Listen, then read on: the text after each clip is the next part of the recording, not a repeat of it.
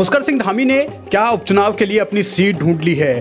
क्या पुष्कर सिंह धामी जिस विधानसभा सीट से हारे हैं यानी खटीमा से, उसके ही पड़ोस वाली विधानसभा सीट चंपावत से चुनाव लड़ेंगे?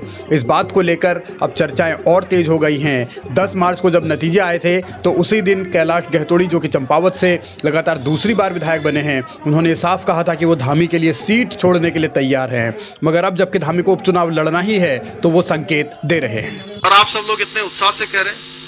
मैं कैलाश दा का आभारी हूं। सबसे पहले अपना सर्टिफिकेट भी इन्होंने नहीं लिया था और इन्होंने पहले कह दिया था। इसके बाद कहने वालों की संख्या 25-30 हो गई। हाँ, सभी लोगों ने कहा, आज पड़ोस के भी सब लोग कह रहे हैं। अब मैं आप सबकी देखिए, मैं एक बात जानता हूं, इस बार मैंने कुछ काम पार्टी के कहने से नहीं किया, अपनी इच्छा उसमें रख दी।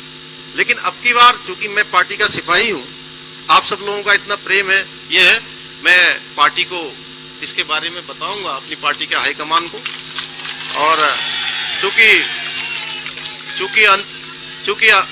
अंतिम निर्णय पार्टी का होता है, आप देख रहे होंगे इस सब लोकतंत्र में, चूंकि आप सबका मत, आप सबका समर्थन वो तो सबसे पहले है ही है। इस बात को जो है ऊपर तक बताएंगे।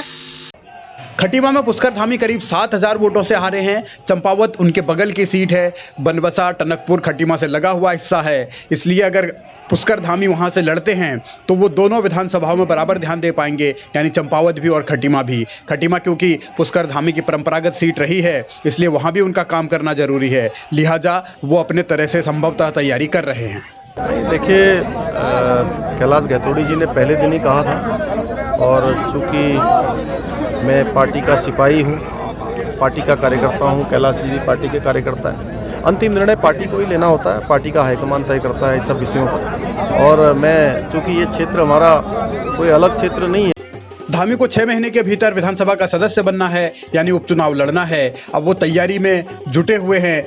दिलचस्पी इस बात को लेकर है कि किसकी सीट खाली होगी। चर्चा ये भी थी कि कांग्रेस का विधायक सीट खाली करेगा। चर्चा ये भी थी कि बंशीधर भगत या बिशन सिंह चुफाल की सीट खाली कराई जाएगी। लेकिन कैलाश गहतोड़ी के साथ जिस तरीके से बाउंडिंग पुष्कर धामी की दिख रही है, तो संकेत मिल रहे हैं कि संभवतः धामी चंपावत से लड़कर एक तीर से 2 निशाने साधेंगे। यानी एक तरफ तो वो अपने विधानसभा का उपचुनाव जीतने की कोशिश करेंगे, साथ में अपने खटीमा की जनता का भी ध्यान रख सकेंगे। तो अब देखना है कि वो फैसला आखिर में क्या लिया जाता है जहां धामी लड़ेंगे।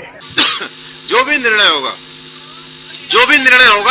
मैं एक बात, जो भी निर्णय होगा, मैं आप लोगों से वायदा करता हूं कि चंपावत जो हमारी विधानसभा है, ये बनबसा, ये टनकपुर, इसके लिए जो भी सबसे अच्छा हो सकता होगा मैं करूंगा। आप लोग ऐसा समझिएगा कि मैं आप ही का विधायक हूं। इसमें कहीं कोई कमी नहीं होगी। जिस प्रकार का प्रेम आप लोगों ने दिया है,